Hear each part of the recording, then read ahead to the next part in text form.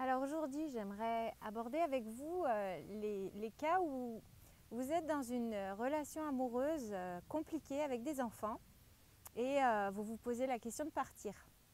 Alors c'est une question qui peut être très très légitime et je vous invite à vous regarder un petit peu de manière objective et regarder la situation pour savoir si les deux partenaires dans l'histoire sont aptes à bouger et à modifier des choses dans leur mode de fonctionnement pour aboutir à un résultat qui soit plus harmonieux.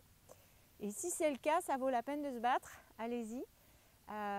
Si en revanche, vous remarquez que l'autre en fait n'a pas forcément une grosse envie de bouger, de changer, il faut savoir que vous ne le changerez pas en fait.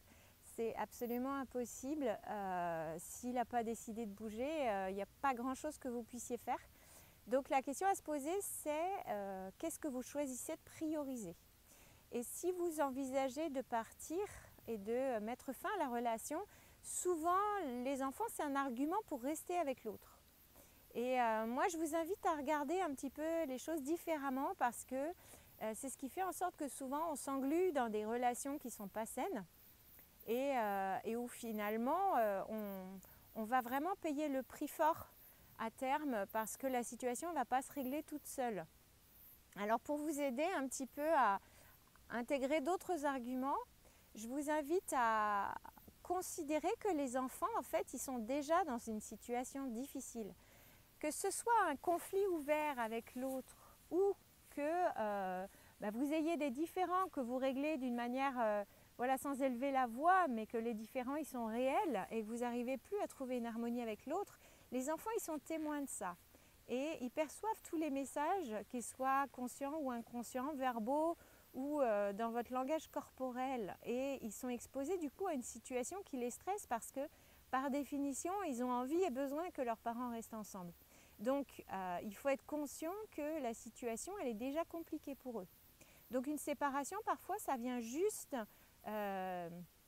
mettre les choses au clair et ça permet d'aller de l'avant, c'est-à-dire que quand une séparation est mise en place, eh bien, les enfants ils vont trouver leur marque d'une autre manière, mais dans une situation qui a été clarifiée. Et donc ça, c'est un facteur de sécurisation pour eux. Il y a une autre chose importante à considérer.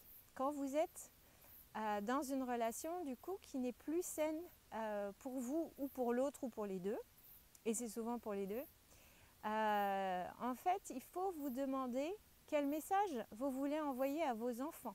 Parce que quand vous êtes en train d'agir en tant qu'adulte auprès de vos enfants, les enfants, ils n'écoutent pas trop ce qu'on dit, par contre, ils regardent ce qu'on fait. Et la question à vous poser, c'est qu'est-ce que vous avez envie qu'ils apprennent sur les relations amoureuses en vous regardant faire? Parce que si vous restez sciemment dans une relation qui n'est pas bien pour vous, ils reçoivent le message qu'il faut s'obliger dans la vie à être dans des situations compliquées et à y rester.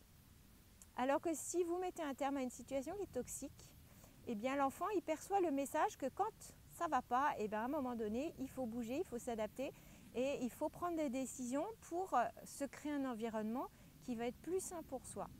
Donc pensez un petit peu à ces choses-là pour vous déculpabiliser si vous sentez qu'il faut partir, parce que c'est ce qui va vous permettre en fait de créer une vie qui va vous convenir beaucoup mieux. Et ça devrait être un peu le sel de l'existence, de créer une bonne relation pour soi, parce qu'il y a une certitude, c'est que la seule personne avec qui on va finir sa vie, c'est nous-mêmes.